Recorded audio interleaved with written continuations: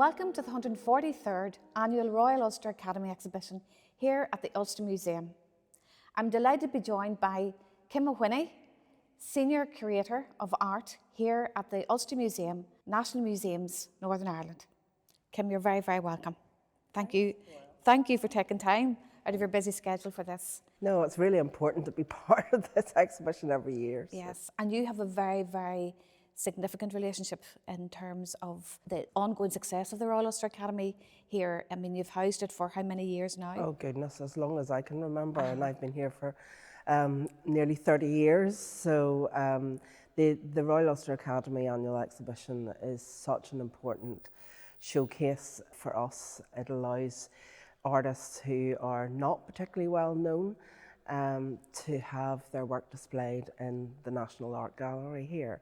But also the public really love it. It's the highlight of our autumn programme, and you see the uplift in numbers who come to the Ulster Museum that want to see artwork by the academicians, and the amount of school children that come to see it, to be inspired, to see the creative output of, 300 artists. Amazing. And it's a fabulous venue. I mean, it's so accessible. I mean, you mentioned there are children and young people, but also families of all ages and stages in life. And I know that you play a particularly significant part in being on the selection committee and also in giving advice in relation to the nature of the scale and scope of work. And I think that's very, very important. I love being on the selection panel. It's always amazing to see the artworks that people send in. The selection takes a couple of stages. The first stage is when the selection panel looks at all the artworks that are submitted by the public, basically. And this year was just so huge. There was over 2,500 artworks, which we had to all look at individually online, which you can imagine takes hours and hours of time, because you don't want to miss something that's going to be really good. We usually select that down to about 450 works that we see then in the flesh.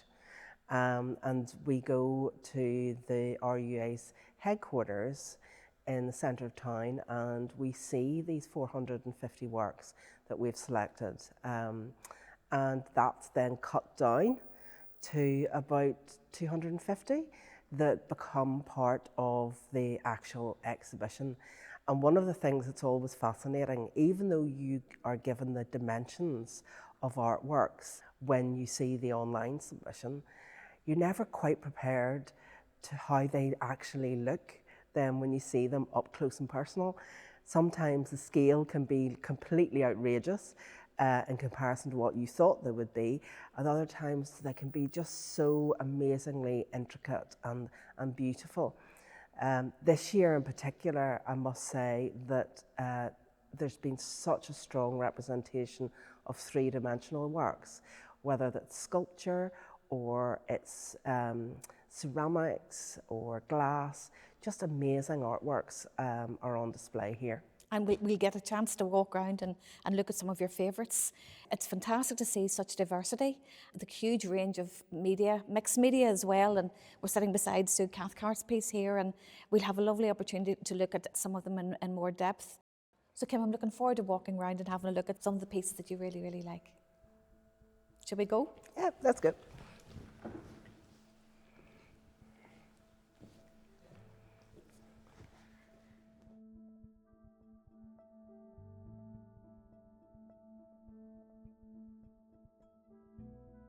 I mean, I just love the three-dimensional work that's here this year.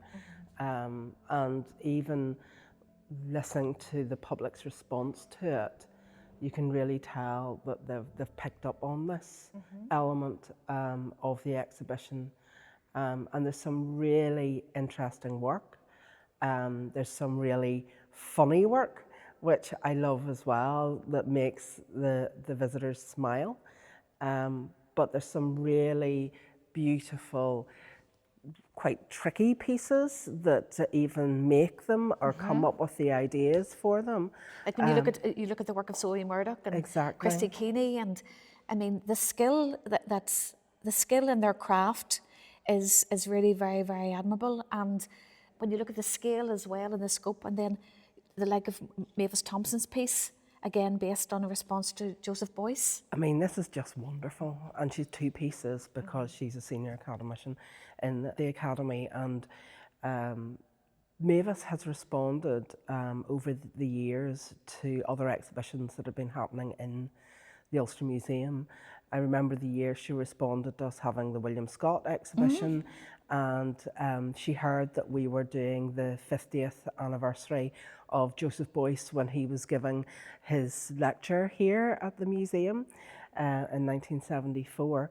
So she's worked these two pieces together that just are so much of Boyce embodied in a three-dimensional sculpture. I just love a lot of the craft because it's the collection that I look after here at the museum, and many of the makers I know, but also I've been following them since they were undergraduates, like for instance Claire Gibson here and her twin sister Karen. I've been watching them really develop their work and their practice, and I'm always waiting to see what they come up with because it's usually something that's quite quirky, or it can have some really deep meaning. They travelled to Chernobyl, and there was a series of work that they made after visiting the deserted city. And this harks back to their big trip that they did to New Zealand. But it's all ceramic, and they have these doll faces as a theme within their work. And I love the fact that a lot of these makers will have a practice that they make objects to sell that keeps their business afloat. But then the Royal Ulster Academy exhibition allows them to do something that's more of a one-off piece that you know, is more exhibition work. So this is definitely a piece of exhibition work. And I could imagine that as a piece of public art. You know, when you can imagine the scale. Absolutely. It's really, really very accomplished in how it's created. This piece by Cara Murphy as well. I mean, Cara is like a master silversmith. Her work is in Downing Street. She has created 4 trophies for the Grand National, even the one that didn't run during COVID. But her work always reflects back on the Irish landscape, and this beautiful table centre. There's always an element of movement, not just by the grasses and the stems that you see, but also you can physically move the stems around so that the person who owns this piece, when they put it out, they can move it and make it speak for them. Beautiful, beautiful idea.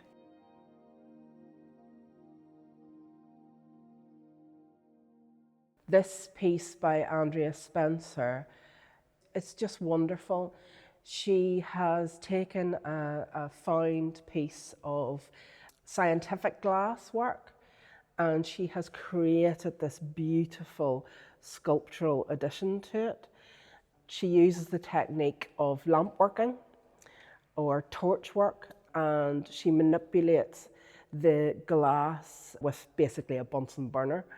And she creates these beautiful seaweed or natural forms. She really is a master in this craft, and I really love this piece on a number of levels, because the scientific glass is actually where lamp working came from, because to make all those titration filters and globe bottomed vessels for the scientific labs, she's taken that skill and turned it into something that's so utterly beautiful.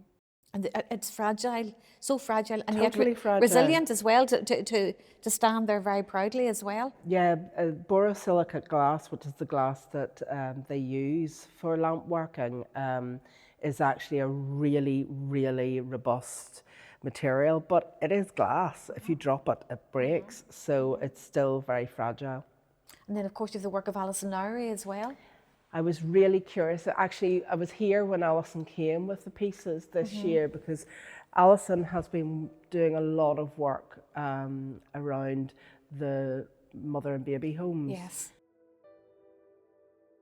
These found pieces of wood, she's actually put tiny pieces of red glass, inserted them into the wood to create this like nearly blood flowing sculpture. So I haven't had a chance to speak to her directly about this yet, because I really want to know where she's moved on to, because this is obviously a new departure for her. New departure. Yes. So that's why it's so interesting, because some of the artists who are part of the Academy would be familiar to the public. That's right. But the thing that makes the exhibition so important is the fact that even in a year, their practice may have changed, their influences, their creative thought about what their themes are within their work.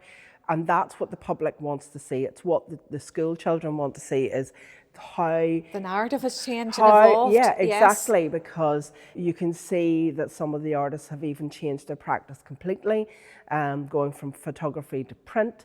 So it's interesting for the public to see how the artist's journey continues. And I think too, not to be afraid of challenging subject matter. I think it's really, really important, particularly in the current context. And I know that she also collaborated with Margot Harkin, the filmmaker, for her award-winning film Stolen, which has been shown in a number of film festivals and won awards. But definitely when you see the artist evolve, and someone like Alison, who has exhibited regularly here, but this is a completely different departure, with the links between the natural form and of this scale as well. So exciting times, and lovely to see that. This exhibition always forms part of the Belfast International Arts Festival. So it's a wonderful partnership between the museum, the Royal Ulster Academy and the festival. So I feel very strongly that that is a role that I have to play as well. And also the Tyrone Guthrie Centre award a prize every year. And that prize is for an artist to go and spend time in the residential centre that they have in County Monaghan, which is just a wonderful experience for someone to spend time there. And it's a fantastic opportunity, because lots of artists work very much in isolation. So to have that opportunity to go and be so well looked after in the Tyrone Guthrie Centre is an absolute fantastic investment. In terms of challenges facing artists, you're very tuned into the opportunities of supporting artists, particularly when you mentioned there with Craft NI, and it's wonderful to see the increased profile of the various art forms, particularly in the area of craft. And in terms of challenges facing artists today, what do you think are the greatest challenges? Having a support network, which, yes, is basic funding. Other countries support their artists by giving them basic living wage. We don't do that. There's also not a huge infrastructure for artists to get to show their work. So that's why the Royal Ulster Academy exhibition is so important, because artists who are maybe amateur artists, or artists who have given up art and come back to art maybe in their later lives, have the opportunity then to be seen by, tens of thousands of people here at the Ulster Museum. So it might be the launch pad for their new career. So I know a lot of artists who have come through the Art College in Belfast who have had their work selected and now are academicians, which is the way it should be. But I do agree there's not enough infrastructure as well as resources for artists here within Northern Ireland. Studio space is a huge issue for artists, and we are lucky though that there are several artist studio collectives that really have given the artists enough space and support to be able to create their work. It's vital for any city or any country to have that creative network as part of the community. Absolutely, and the beauty about this exhibition, it is attracting artists, as you say, emerging, established, to be exhibited alongside someone who's an academician is a fantastic opportunity as well. And also too, when you look at the network of artists, I mean, I suppose there are artists that are represented here from a range of those studio networks. And I suppose too, when you look at some of the artists who are internationally renowned, some who are from across the island of Ireland, it's wonderful to see such an eclectic mix. And actually the synergy, particularly in the opening night and following on with the tours and the talks and the wonderful educational programme that complements this exhibition, there are opportunities for artists to meet each other, connect with each other, and celebrate each other's talents as well, and attract audiences of exceptional, volume when you think of the footfall. The wonderful thing as well is that you come to the museum and you can experience so much in such a wonderful venue. You also have the Joseph Boyce exhibition as well, which was launched shortly after the launch of the Royal Ulster Academy exhibition. So you can see that the energy, the legacy as well. And I know that there are many more attractions here. You really have to come back again and again and again. You really can't take in the Royal Ulster Academy exhibition in one visit.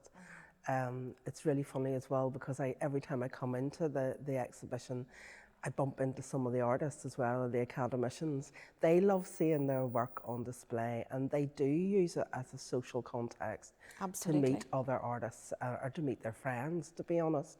It's an annual celebration of creativity, and we're just so happy to support it. Mm-hmm. And of course, the North of Ireland punches well above its weight when you look at the calibre of the academicians that we have as well, which is absolutely wonderful.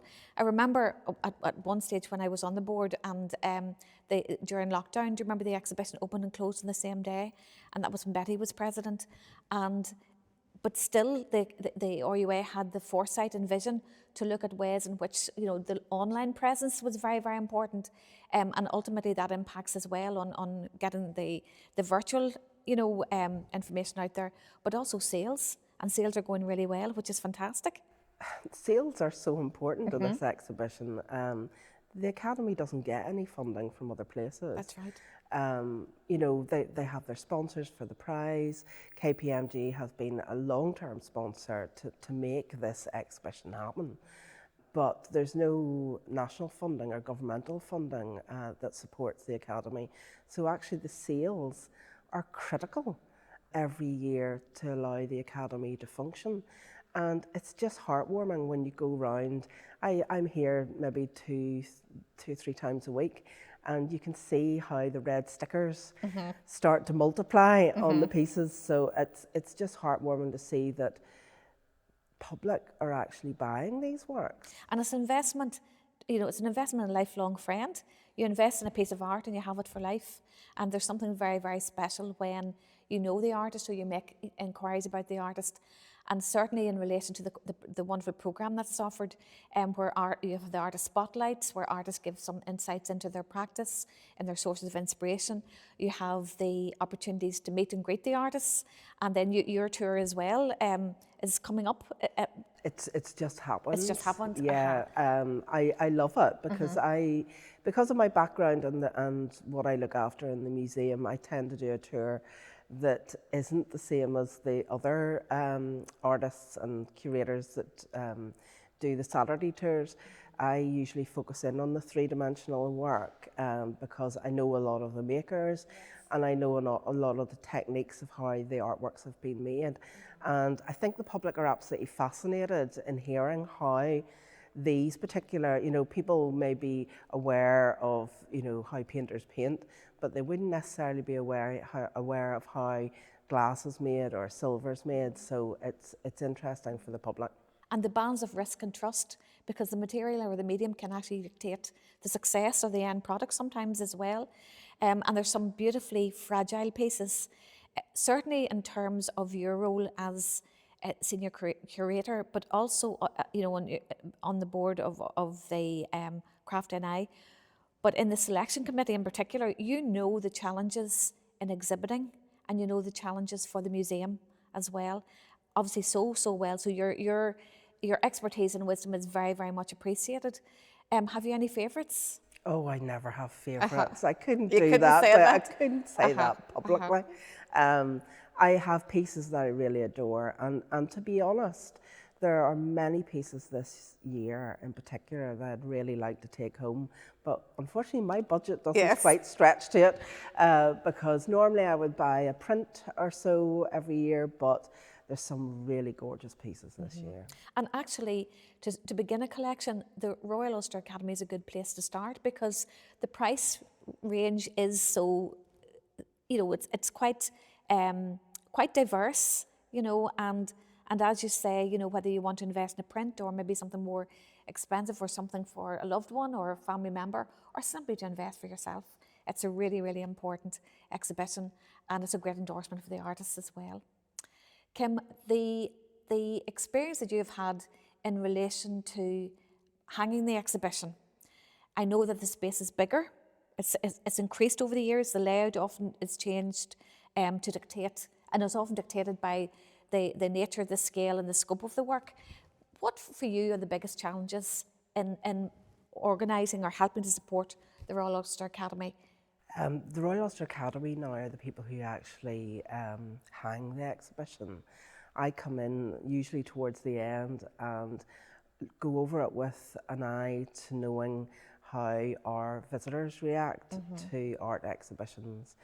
And it's always interesting to see the diverse nature, and sometimes there are a bit of a challenge for the team who install the work because art does stretch the boundaries of the material in many cases, and sometimes the team who are hanging it have to really be creative even in how the artworks are installed. Sometimes we actually have to bring the artists in to install them because they're quite technical. But this year it has been quite straightforward. There haven't been any real major head scratching sessions. The work, as you say, some are particularly fragile, and I also sort of take the advice from our visitor guides who work in this gallery space, because sometimes, especially the three-dimensional artworks, people want to touch them, and that's not usually a good idea. And we know then after the first weekend of opening where we need to maybe put the old barrier or something just to safeguard the artworks. Yes, and there are behaviours, and when people come into a gallery, it's interesting watching how the public interact with pieces, and automatically you do want to touch. I'm reminded of Betty Brown's piece a number of years ago where you were invited to touch and press the button, and it was a piece of kinetic art. There was music and sound, and children in particular were intrigued by it as well. In terms of other art forms, Kim, I know that in the past we would have had artists from creative writing, music, theatre, who would have been inspired by this exhibition, and not just this exhibition, but in fact, your collection here. In terms of the challenges in the museum, I know that you have an expansive collection. Are there challenges for you in order to show the work? Is it simply a case of you believe you have enough space, or do you feel that you would need much more space? Every museum and art gallery is like an iceberg. What you see on the galleries is the tip of it. Our collections, as you said, are vast, and every museum and art gallery is in exactly the same position. Our stores are full, and one of the things that we do in the art collections here is to rotate and to put on display key pieces that the public really want to see all the time. So if we aren't having an exhibition like the Royal Ulster Academy, we will have some of our really loved pieces from the collection out on display. But the Ulster Museum is such an eclectic mix of art, history, science, archaeology, world cultures, that it's truly an inspiration, because a lot of the art students and members of the public come to see this exhibition, but then they go out to the rest of the museum And you can be inspired by the fossils on the natural sciences galleries, or the world culture material that we have. So the whole museum is a centre for creativity. Absolutely. And I know that you have many other roles as well in terms of, supporting outreach work, encouraging the creation of other exhibitions. I know that you've been working very closely with Colin Davison, and that's a very, very sensitive body of work that you have been able to tour, to the States and to London more recently. What other opportunities have you had in terms of exploring, the connection with what the museum has and bringing it outside of the museum itself?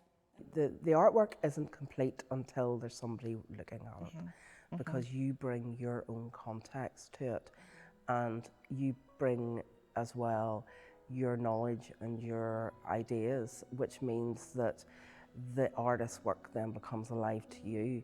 You will question it potentially, or if it may not resound with you either. I mean, you may just walk past it because it doesn't actually capture something within you. But that's the beauty of the Royal Ulster Academy exhibition. There's just so many artworks here. And I suppose too, when we were talking now about lifelong learning, it is an educational resource. It's a hugely significant one, whether it's a political one, whether it's historical, whether it's an emotional, record. Some of the pieces are very, very inspiring and very, very moving. And I suppose there is this element of stimulus and response, that, we're often drawn to pieces that we would love to have on our wall, or pieces that might perhaps challenge us, or confront us. But that's the beauty of art. That's the absolute beauty of art. Kim, thank you so much for joining us and giving your insights into this exhibition. It's been lovely to have you here. Thank you, Noelle. The 143rd Annual Royal Ulster Academy exhibition continues here at the Ulster Museum until the 6th of January. Please come and see for yourself and be inspired. Check out the website, and also please explore the wonderful educational programme.